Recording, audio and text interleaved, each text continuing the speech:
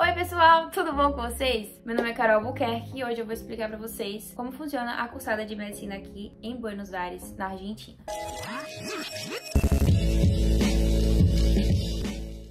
Gente, eu estudo na Fundação Héctor Barceló, que é uma faculdade particular e tem 3 sedes. Tem a sede de Buenos Aires, La Rioja e Santo Tomé. A que eu estudo é a de Buenos Aires. Tô com a colinha aqui que é pra não esquecer das coisas que eu tenho que falar pra vocês. Primeiro de tudo, aqui a gente não precisa fazer vestibular. A gente faz a matrícula, aí entra no ciclo introdutório, que é o pré-grado. No pré-grado, a gente vai cursar Bases Biológicas e Antropológicas da Vida e Introdução ao Estudo da Medicina.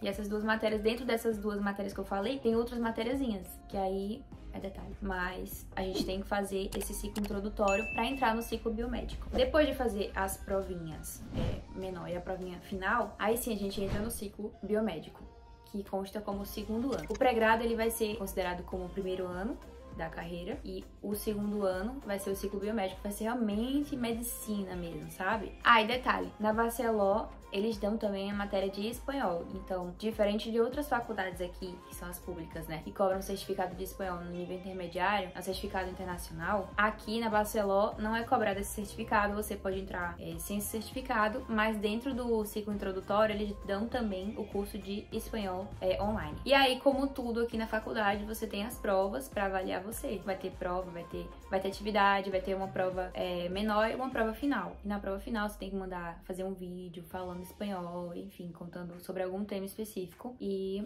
aí eles aprovam ou não. Mas não é difícil não, gente. É fácil. Assim, é tranquilo, né? Eu, já sabendo que eu queria vir pra cá, eu fiz um curso online também de espanhol. Já me deu uma noção, né? Pra quem também é fã de RBD. Brincadeira, gente. Não conta. Mas, pelo menos alguma coisa da letra vocês sabem, né? Mas é bom fazer um cursinho antes pra ter uma noção, não vir aqui cegamente, né? Que já ajuda bastante, porque no decorrer da cursada, você tem outras preocupações, você tá preocupado, na verdade, com outras matérias. Então é bom você já vir com uma certa base de espanhol pra cá. Nada demais, mas uma base de espanhol, saber ler. O espanhol é muito parecido com o português, então não tem muito mistério. Dá pra compreender bem. A questão toda é falar. Então, com o passar do tempo, vai perdendo a vergonha. E tem que praticar, e aí vai dar certo. E vai ter o cursinho dentro da própria faculdade, vai ter esse curso dentro da faculdade que eles dão. É só seguir as aulas, assistir direitinho, participar, fazer tudo que o professor manda, que vai dar certo passar.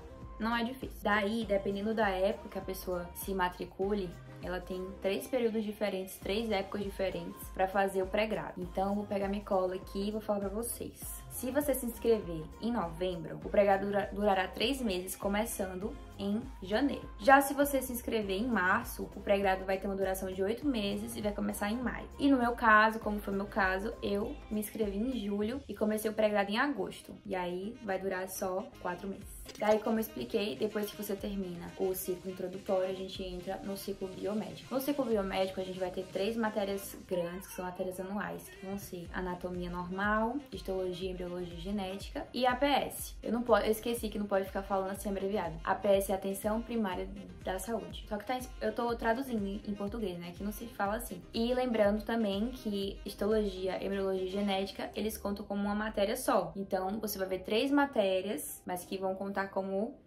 uma só. E além dessas 3 matérias anuais, que são as maiores, a gente vai ter matérias também menores, de menor duração, que vai ser inglês médico 1, informática médica 1 e 2 eletivas que a gente escolhe a critério do que tiver lá disponível, a gente vai escolhendo. Mas tem que fazer 2 eletivas por ano. Eu fiz o segundo ano passado, graças a Deus passei, mas eu vou explicar pra vocês. O segundo ano passado, ele tem 3 eras, certo? Então, em cada era, você tem que render uma prova de múltipla escolha e uma prova oral. Vai ter isso na primeira era, na segunda era, na terceira era. No final dessas 3 eras, a gente tem que fazer uma prova final, que vai ter também uma de múltipla escolha e uma oral, que vai englobar todas as 3 eras de uma vez. Em relação à nota, você faz a prova, por exemplo, a múltipla escolha, e você tira 4 ou mais, você tá liberado para fazer a prova oral, que é uma outra etapa. Então, é como se fosse um nivelamento. Você faz primeiro a múltipla escolha, passou na múltipla escolha, pode ir para fazer a oral. A não ser que tenha professor que dificilmente vai deixar você promocionar. Mas em anatomia ninguém promociona, não. Em EG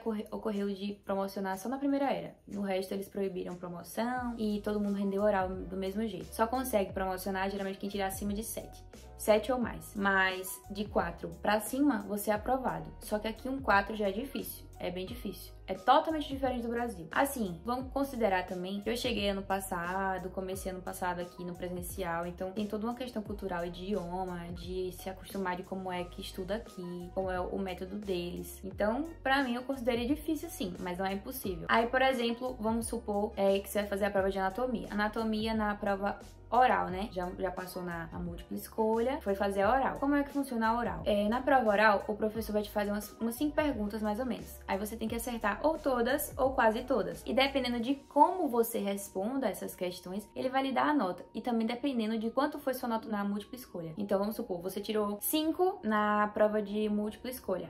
Quando você for fazer a oral, por mais que você responda certo tudo que ele perguntar, ele não vai lhe dar uma nota alta. Ele vai deixar você com a nota baixa, porque sua prova de múltipla escolha foi baixa. Então, assim, é um pouco subjetivo, assim, essa hora do oral, né? Porque se você foi mal na múltipla escolha, eles não vão ficar fazendo milagre aumentando sua nota, não. A não ser que você brilhe muito, assim. É um negócio meio estranho, né? Você brilhar muito numa prova oral, que supostamente é mais difícil do que uma múltipla escolha. Mas as múltiplas escolhas deles aqui são difíceis. Assim, algumas questões parece que eles tiram lá do, sei lá, detalhe do detalhe do detalhe. Então, é pra vocês entenderem que um 4 aqui já é difícil. Mas beleza. Aí vamos supor, você acertou todas ou quase todas. Ótimo, tá aprovado. Eu sou o melhor. Posso não ser, mas na minha cabeça, eu sou o melhor. Aí ele dá a sua nota lá, ele diz a nota lá na hora e você sai feliz da vida. Mas existe também a chance de você pegar um professor, por exemplo, que ele quer muito, por exemplo, o meu, osso. Ele vai começar com coisas mais grossas, assim. Vamos supor que você tá estudando, só focando nos principais assuntos mais sérios, mais importantes e tal, que você crê que é mais importante. E o basicão você não deu muita atenção e acabou esquecendo de estudar melhor, assim, pra fixar. Você deu uma olhada e tal, mas nada demais. Aí vamos supor que ele lhe deu um osso. Se você não souber responder para esse determinado professor, que já tem esse estilo, e que ele já vem mostrando no decorrer das aulas que ele tem um determinado estilo, ele lhe der o osso, se você não souber explicar sobre esse osso, que seria a primeira pergunta dele, ele já lhe reprova. Já tem outros professores que têm mais paciência e aí vão fazendo outra pergunta pra ver se você consegue. Faz outra pergunta pra ver se você consegue. E aí ele vai tentando ali ver se consegue tirar coisas importantes de você. Já tem outros que vai querer que você saiba o basicão e se o basicão não for entregue, ele já manda você embora. Então, qual é a minha dica, assim, em relação a professor? Se aquele for o professor da sua comissão, que a gente entra aqui, quando se matricula, né, no ano, a gente vai para determinadas comissões. E aí, aquele professor daquela comissão, você tem que ir para as aulas dele. Você tem que tentar conhecer como é o estilo daquele professor, para você entender quais são os pontos. Às vezes, nas aulas, ele vai dando, assim, dicas de que ele dá muita importância a isso, dá muita importância àquilo. Tem assuntos que vão ser importantes para qualquer professor. Mas tem alguns professores que eles têm uma linha de estilo, assim, para perguntar na oral. Então, é bom conhecer isso, sabe? Prestar atenção no professor da comissão e estudar de acordo com o que o professor também foca. Não só aquilo que é importante, mas também coisas que o estilo do professor já pede, entendeu? Então, basicamente é assim. Quando você estiver estudando, você tem que prestar atenção em tudo e, claro, dar uma maior importância aos assuntos mais importantes e mais sérios. Mas temos que estudar tudo, não? A gente não pode falar assim, eu não vou ver isso aqui porque isso aqui é besteira. Eles não vão perguntar. Eles podem perguntar sim. Então, tudo é supostamente importante. A gente tem que saber. Já na prova de EG, que a gente fala EG porque é EG de H, né? De histologia, o E de embriologia e G de genética, EG. Na prova de EG vai acontecer a mesma coisa. A gente vai ter uma prova de múltipla escolha, que nesse ano eles fazem geralmente por Zoom, vamos supor.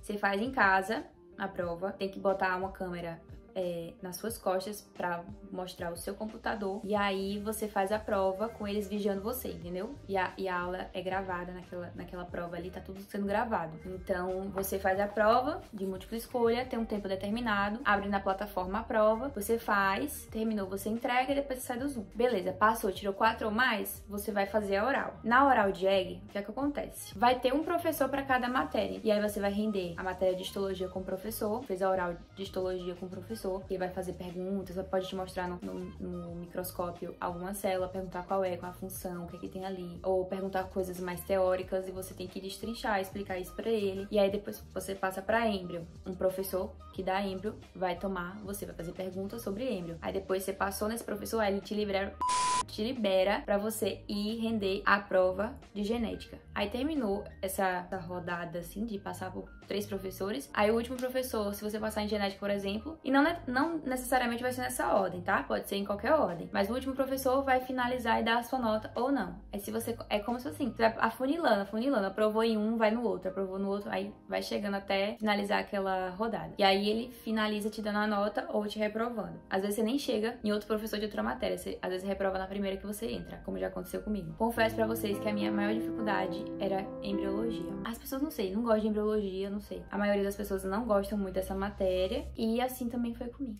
E aí, igual a anatomia, depois de render as 3 eras, você faz a primeira era, um período no início do ano, a segunda era no meio do ano e a terceira era no final do ano. Depois de aprovar nessas 3 eras, você consegue fazer a final. E aí a final também vai ser uma prova de múltipla escolha, mas aí já é presencial. A prova múltipla escolha já é lá na sede mesmo, que você estuda. Depois de fazer essa prova, eles liberam lá na plataforma o nome das pessoas que passaram, e aí você vê a hora que você vai render a oral e vai pra sede ou pro local que eles mandarem. E aí você vai e rende a oral, que vai ser também com 3 professores ou 2, dependendo do dia, né? Às vezes eles botam só 2, e aí um professor faz pergunta de 2 matérias e o outro faz da outra matéria que sobrou. Mas geralmente são 3 professores. Aí aprovou, ótimo, tá liberado. A cursada de APS, ela dura mais ou menos 6 meses. E aí também vai ter uma prova múltipla escolha e uma prova oral, e tem uma prova prática também. Como eu fiz APS na modalidade à distância, a minha foi totalmente à distância, eu não tive oral, foi diferente. Mas já agora esse ano, é tudo, assim, presencial até então, sabe? Ano passado foi presencial, então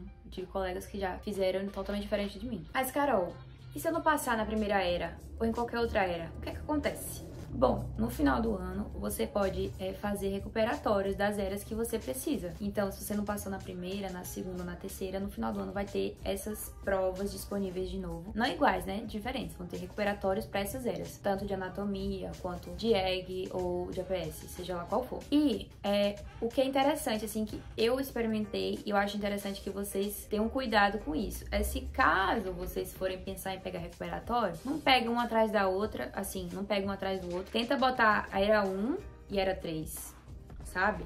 Não pega 1 e 2 e 3. Quanto menos, melhor, claro. Na verdade, não quero que vocês peguem recuperatório. Mas se vocês precisarem, velho, pegar a era 2, ela fica no meio termo, assim. Tem pouco espaço pra você estudar. Tem pouco tempo pra você estudar entre um e outra. Então, a questão toda no final é que você vai precisar fazer recuperatório, só que você não vai ter tanto tempo. Então, você tem que se programar pra tudo, até pra pegar recuperatório. Assim, da melhor forma possível, se for possível, né? Se programar pra isso. Então, o negócio é o seguinte. Quanto mais recuperatório você pegar, pior pra você.